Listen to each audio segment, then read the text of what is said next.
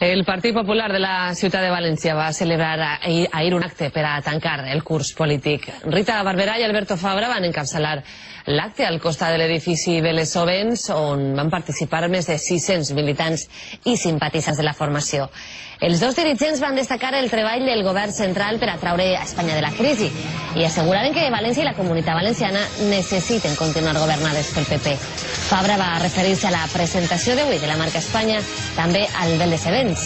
El president regional va assegurar que l'elecció de la ciutat de València per a esta trobada empresarial no és casual.